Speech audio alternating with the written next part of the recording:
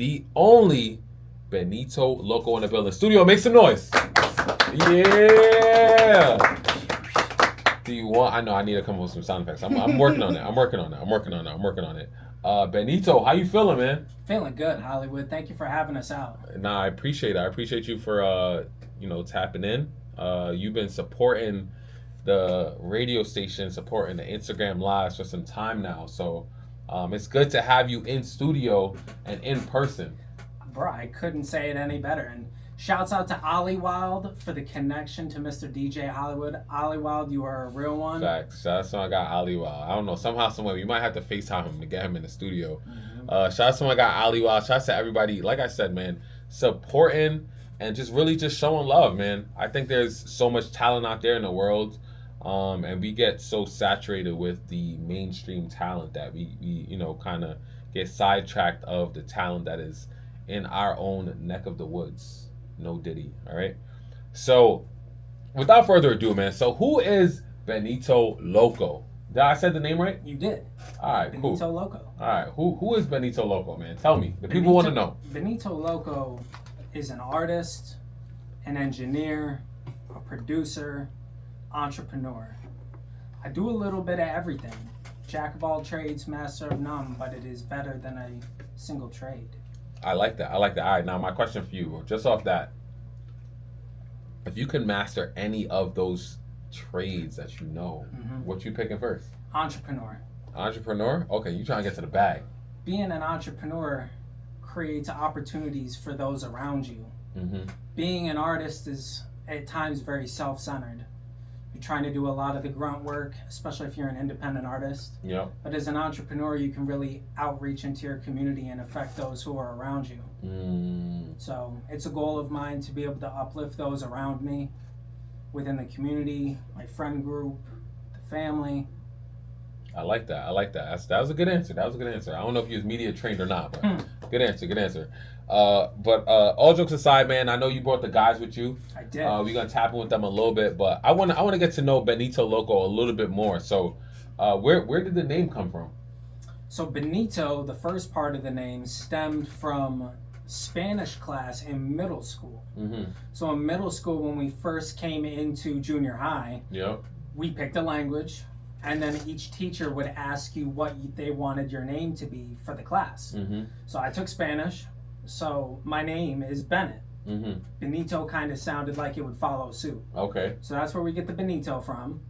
And then in college, I was known for drinking 4 Locos and making crazy decisions. That's why the K is in there. Okay. That's why the K is in there, and now you may understand.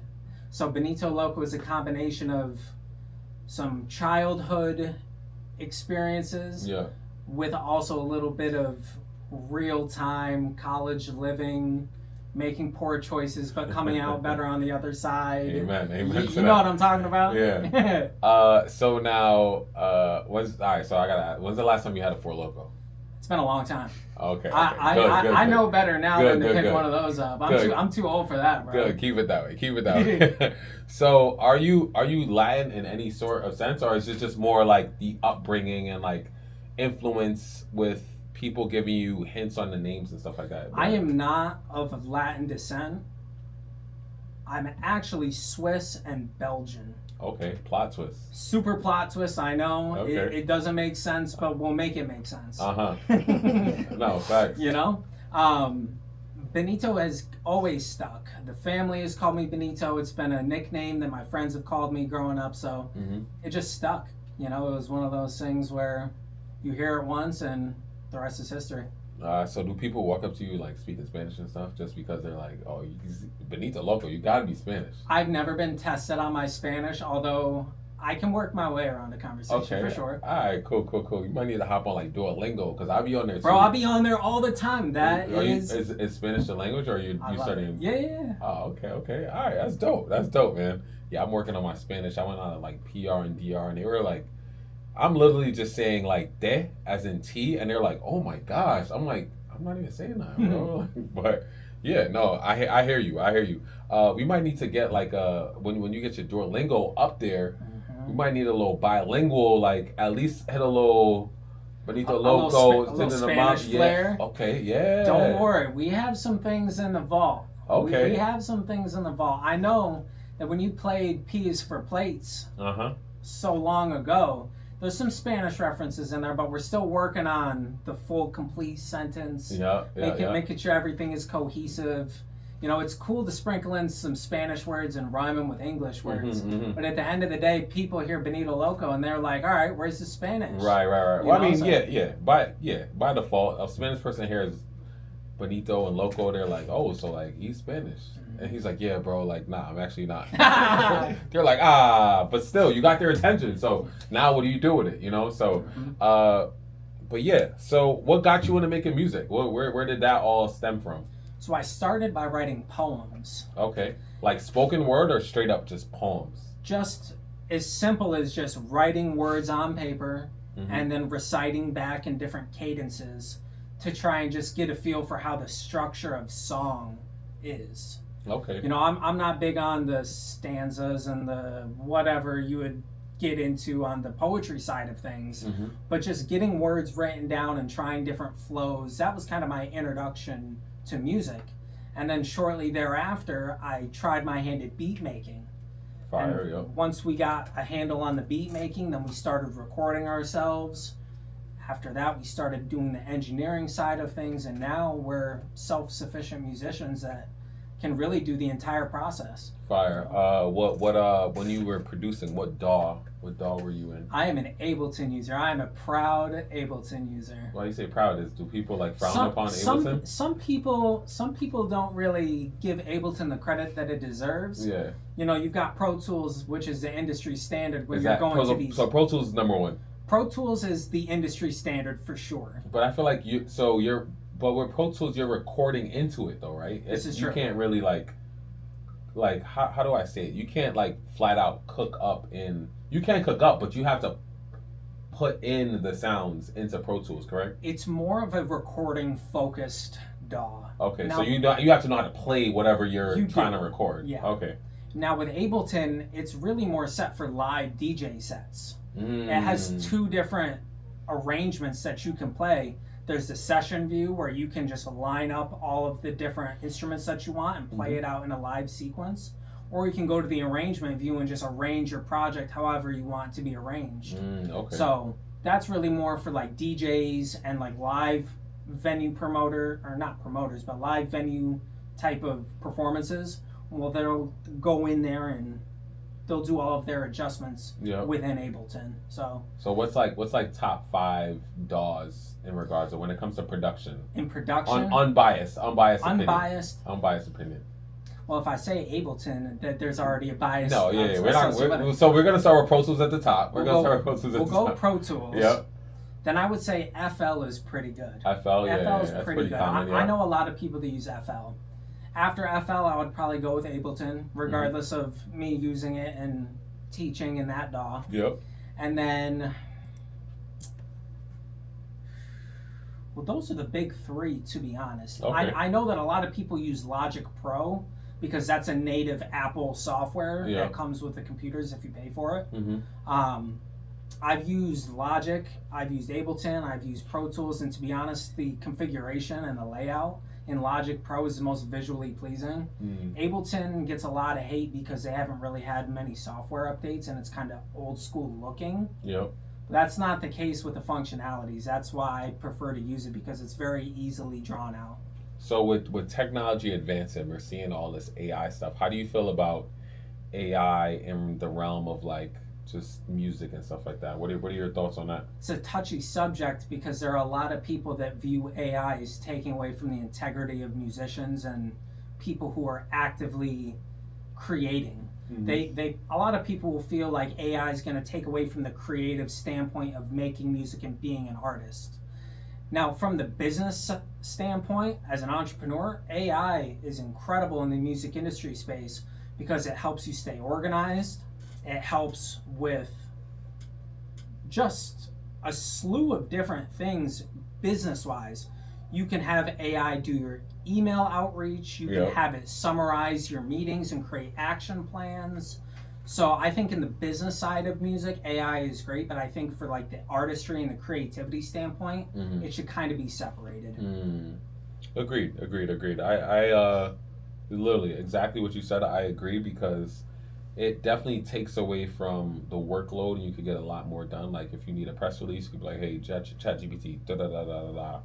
And then now, but however, you just took out the writers, you know, like the people who went to school to write press releases, you just took them out the picture, you know. So I'm on both sides of the coin too. So I hear you. So now for you, for Benito Loko, so when was the first time or the point for you that you felt like music is what I want to do? This is what I love and, you know, I want to push this as a career. When was that moment for you? Do you remember? I think the first time that I went to a professional studio, shout out MEB in Oneonta, New York. Shout out to MEB, yeah. Shout out to MEB, big time. Yeah, facts. That was the first time that I realized that if I could manage this as a career, that this is a path that I wanted to be on. Just being in that space of being able to be behind the boards or being able to get into the booth and being able to express yourself to the world, really. I mean, because once you put music out into the world, it's there for good. That's your digital footprint. So the first time I went to the studio, I remember I was so nervous. I got in the booth, couldn't compose myself at all. You could hear the shakiness of my tone. And it was eye-opening because I was like, I really want to do this, but I'm not sure if I'm going to be able to be good at it. You know, now 4 years later, I can step into just about any booth with confidence and lay down my verses. But back then, that was definitely not the case. But that was really a moment back in late 2021 when I felt to myself, you know what, if I can make this work, this is what we're going to be doing. Okay, so 2021. So you've been taking music serious around 5-ish years, 3 years? Yeah. Okay, cool. And so now, talking about the studio, does Benito Loko, do you need any studio essentials? What's some studio essentials? Studio essentials. Okay. Gotta have at least 2 liters of alkaline water, baby. Okay. Gotta stay hydrated. I love it. Okay. You know, I would dare say some form of nicotine for when you're feeling down and you need a little. Okay. Just a little laser focus. So like we vaping, we going outside and hitting the cigarette, like what, like I don't condone throwing a little, you know, I don't condone the use of cigarettes, but I can say that a Zen every now and then will do you right. Okay, is that the little pouch? The nicotine pouches. Yeah. Okay. So. And that's it. I would say water, maybe a little nicotine, maybe a Red Bull or 2. Okay. I am a Red Bull fan. I know we have some Monster fans in the building, so I won't speak down on Monster. But I am a Red Bull fan, so really, those are my 3 essentials, and maybe my gimbal, so I can do some recording of the whole process and whatnot. But those would be my 3 or 4 essentials of going into any studio. Okay, I dig it. So let's get to it, man. So we're here to talk about your new project that dropped today. Today, baby. Congrats, man. Congrats. Was there any specifics on why you dropped it? You dropped it because you're coming to see your boy DJ Hollywood, or like what's the word? What's the word on specifically dropping it on a Tuesday? So there is a method to the madness. Of course. So obviously, for mainstream artists, music comes out on Fridays. Yep. New Music Friday. That's not a new thing. Facts. Me personally, I'm an independent artist. I'm not signed to a label. I don't have big backings through any specific companies.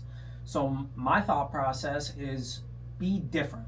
Stand out from the crowd in any way, shape, or form that you can. So with promotion and with a little bit of marketing and advertising, it really doesn't matter what day you drop, but today just felt like a good day because I was coming to see you. Facts. You know, this album has been pushed back for a very long time.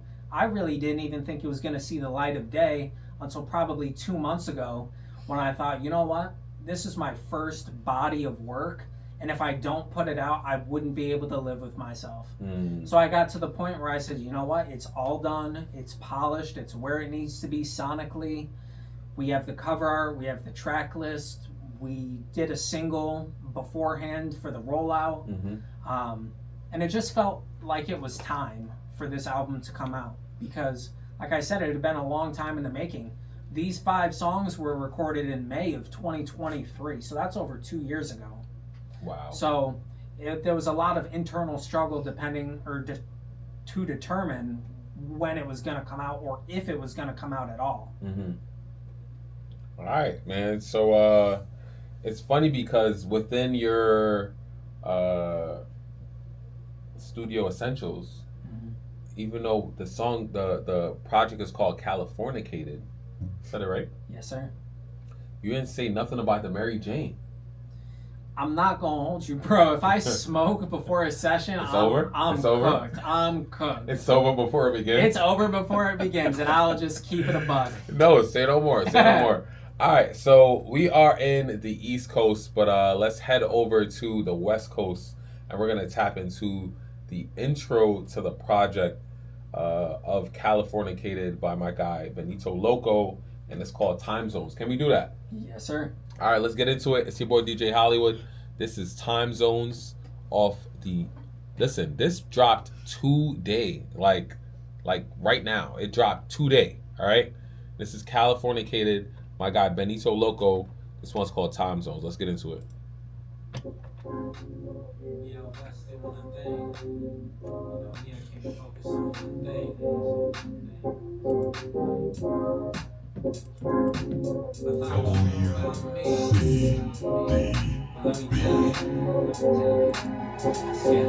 Had to wake up and set my intention. I'm thanking God for all of my blessings. We came together in a matter of moments, and I don't care about you and the critics.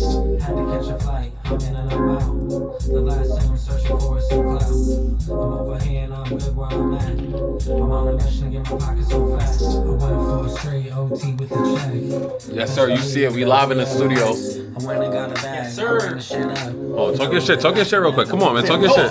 It's Benito Loko in the building, you feel me? I got Mark. I got the Prophet.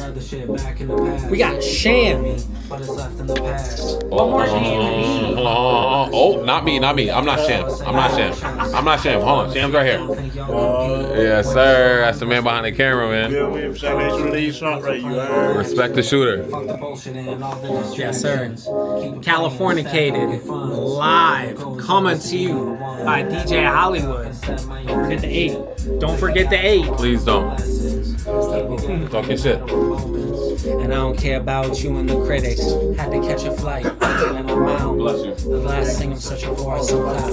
I'm over here and I'm good where I'm at. I'm on a mission to get my pockets so fast. It's about time that we start talking motion. We create waves just like the ocean. I'm on a holiday, you can't stop. On a mission, you can't be stopped. Swipe the code and then change time zones. The bottle I'm smoking, try to find the I'm on a different time, I hope you believe me. But if not, best believe you gon' see me. I'm getting ready to level up.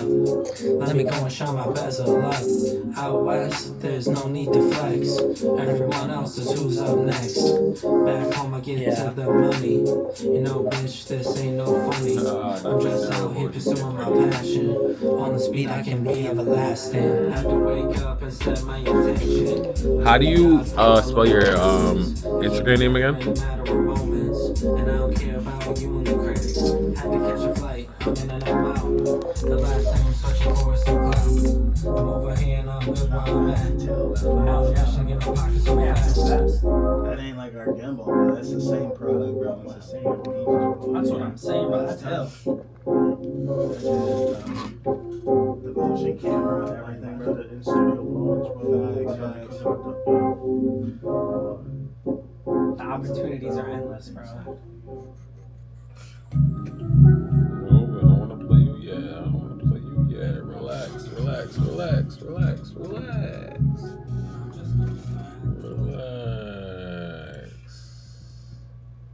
WCDB. Yes, sir. WCDB. Oh, my mic's not on. Yes, sir. WCDB 90.9 FM. It is your boy DJ Hollywood. We just went to the East Coast, even though we are in the. We went to the West Coast, even though we're on the East Coast. Shout out to my guy Benito Loko in the building, man.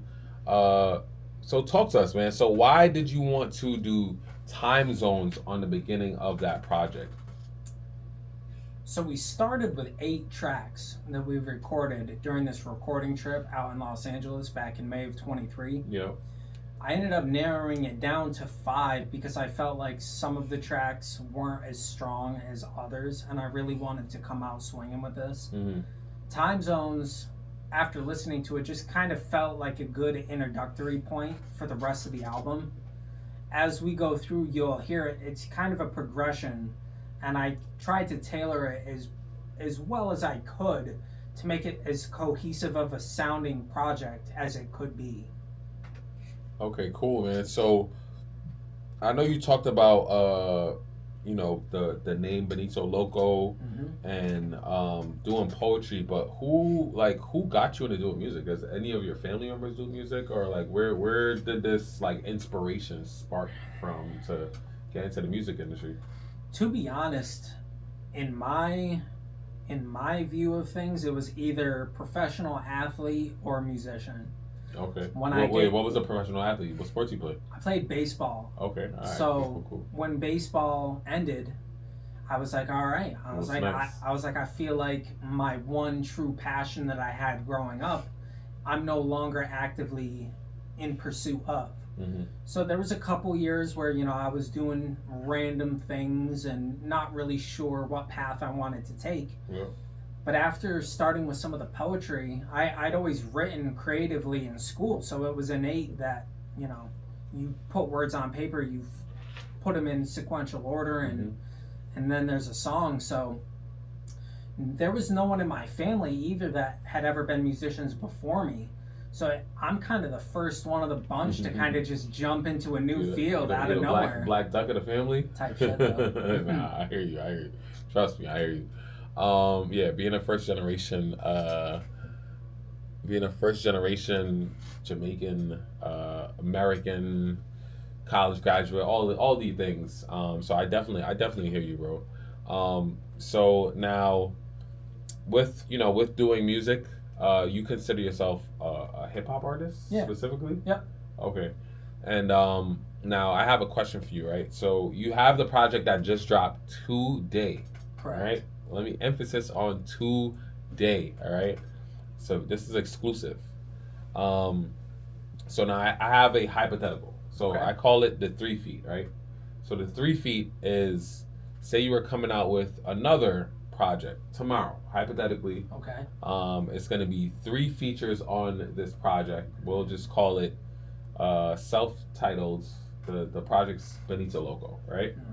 I'm going to give you the guideline on these 3 features, and you let me know who you think sounds good with Benito Loko, all right? Okay. So for the first feature, let's do Dead or Alive. Let's do Dead or Alive. Dead or Alive? Yeah, Dead or Alive. No, actually, no. Backtrack. Someone who is not here with us, because Dead or Alive is next. Okay. Someone who is not here with us, but you think you would sound fire if you want to, like, hypothetically, you can make a track with this person. I'd have to go with Nate Dogg. Nate Dogg? Okay. I would have to go with Nate Dogg. Oh, you're big West Coast, huh? That's what I'm saying, bro. Okay, the sound is so West Coast, palm trees, sunny days, and Nate Dogg is a legend in the West Coast, that. Bro. I've never heard anyone say Nate Dogg before. That's rest in peace. That's fire. That's fire.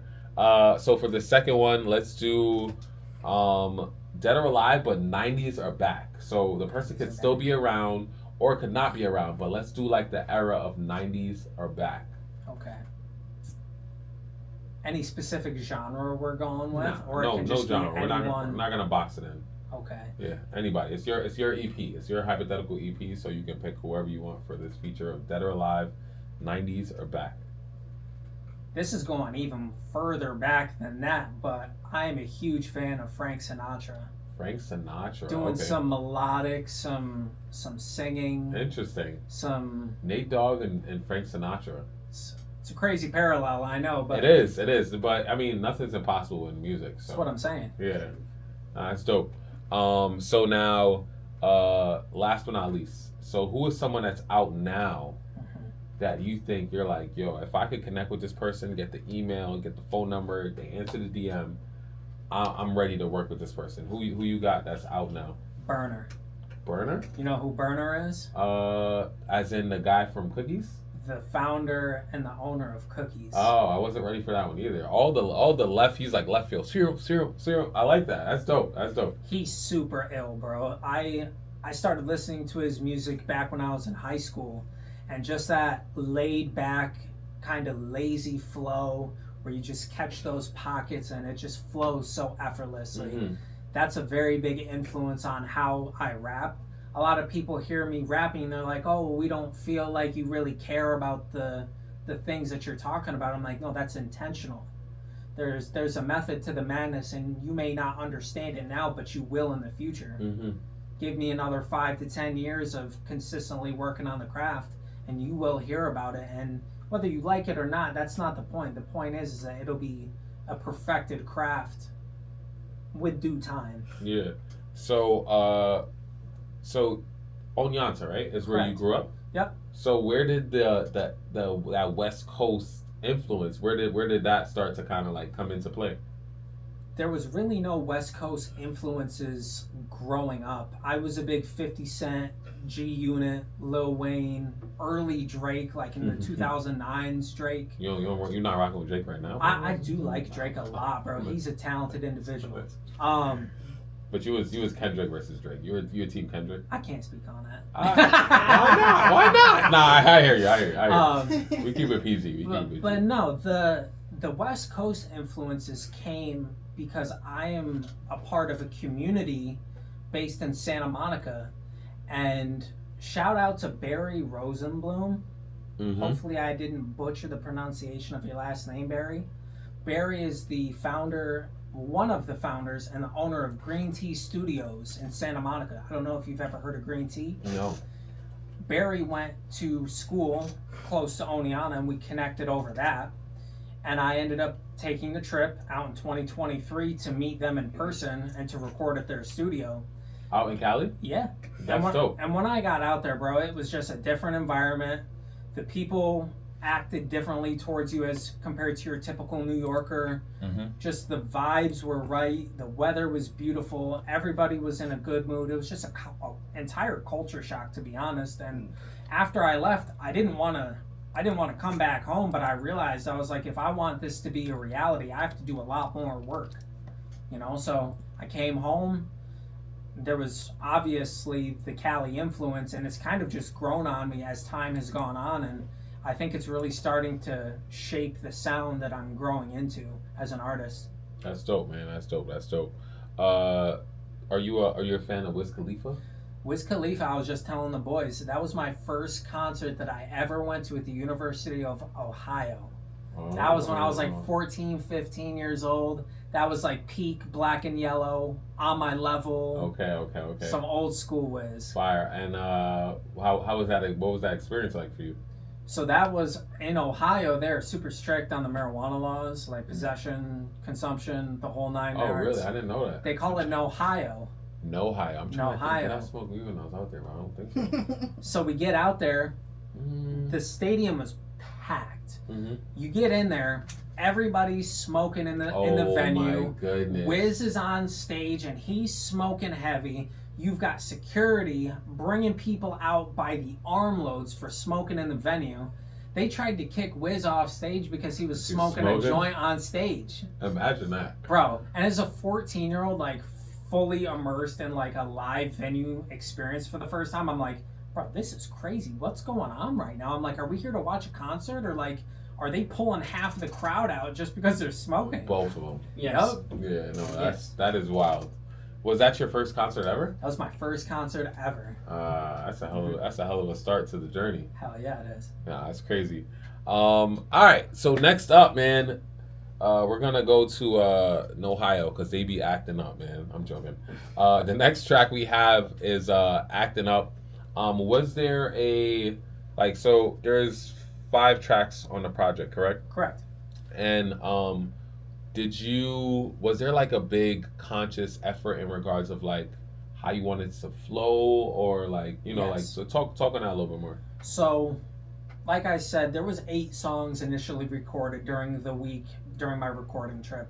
I scrapped 3 of them because some of them really didn't fit the aesthetic and the the general idea of what I had envisioned for the project itself, I took probably about 3 to 6 months just determining the order of the track list, because I just wanted it to be a very smooth listen from start to finish. I really didn't want there to be any abrupt changes or like we're in one genre and then we bounce right over to another one and bounce to another. So I felt like in this order, it would flow the best.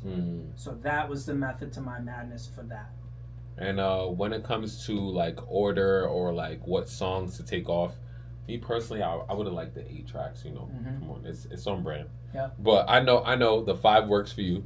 But with picking or disqualifying tracks off the project, is that something you personally do, or do you go to a council of people and say, what do you guys think about this, or do you prefer for it to be like a personal decision versus having the outer, decision makers come into play? I don't mind having outward influences on my music. I prefer it from time to time, but this being my debut piece of work, I really felt like this was a personal thing that needed to be handled by myself. So, and like I said, it had been in the vault for over 2 years before it saw the light of day. So there was a lot of nitpicking.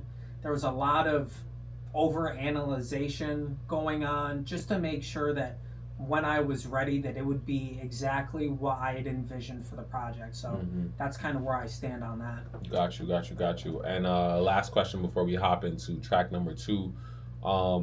So now the cover art. Talk about the cover art. I see a studio. You got a very it's dark. It's very vibey. Like what was going on with the thoughts of the cover art? So the cover art was actually a picture that I took on my phone during one of my sessions out in May of 2023. The studio that I record at when I'm in California is Green Tea Studios, which is located in Santa Monica, right next to the pier at Route 66. So I found that picture in my camera roll when I was going through the process of deciding what I wanted for the cover art. It was awesome. Shout out to Noah Carmichael, 2 Points TV on Instagram. He's the engineer who was running my sessions and ended up being the mixing and the mastering engineer for the entire project.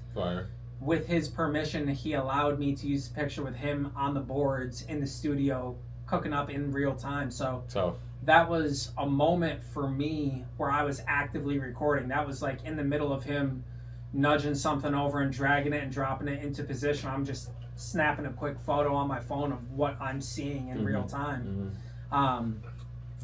As for the darkness and the color tone and the color palettes and everything, that really was the idea of my graphic designer.